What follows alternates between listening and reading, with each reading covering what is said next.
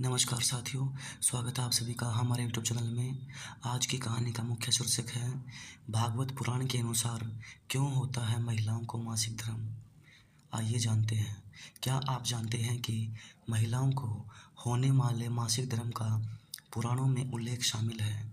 उन्हें मासिक धर्म क्यों होता है, इस पर एक पौराणिक कथा भी मौजूद है जो इंद्रदेव से संबंधित है। भागवत पुराण में वर्जित एक कथा के अनुसार एक बार बृहस्पति, जो देवताओं के गुरु थे, वे इंद्रदेव से काफ़ी नाराज हो गए। इसके चलते असुरों ने देवलोक पर आक्रमण कर दिया और इंद्र को अपनी गद्दी छोड़कर भागना पड़ा। असुरों से खुद को बचाते हुए वे सृष्टि के रचनाकार भगवान ब्रह्मा के पास पहुँचे और उनसे मदद मांगने लगे। तब ब्रह्मा जी ने उन्हें बताया कि उन्हें एक ब्रह्मा ज्ञानी की सेवा करनी चाहिए। यदि वह प्रसन्न हो जाए तभी उन्हें उनकी गद्दी वापस प्राप्त होगी। आज्ञानुसार इंद्रदेव एक ब्रह्मा ज्ञानी की सेवा में लग गए, लेकिन वे इस बात से अनजान थे कि उस ज्ञानी की माता एक असुर थी।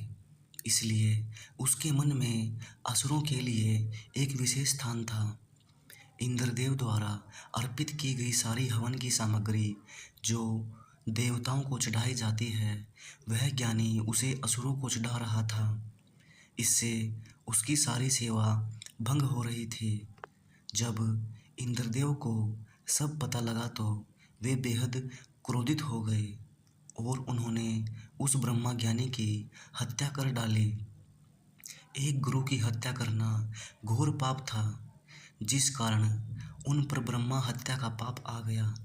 ये पाप एक भयानक राक्षस के रूप में इंद्र का पीछा करने लगा।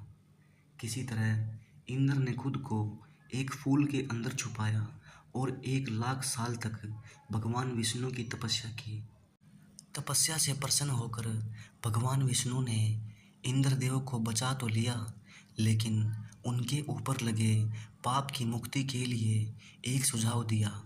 इसके लिए इंद्र को पेड़, जल, भूमि और स्त्री को अपने पाप का थोड़ा थोड़ा अंश देना था। इंद्र के आग्रह पर सब राजी तो हो गए, लेकिन उन्होंने बदले में इंद्रदेव से उन्हें एक वरदान देने को कहा। सबसे पहले पेड़ ने उस पाप का 1/4 हिस्सा ले लिया, जिसके बदले में इंद्र ने उसे एक वरदान दिया। वरदान के अनुसार पेड़ चाहे तो स्वयं ही अपने आप को जीवित कर सकता है। इसके बाद जल को पाप का हिस्सा देने पर इंद्रदेव ने उसे अन्य वस्तुओं को पवित्र करने की शक्ति प्रदान की।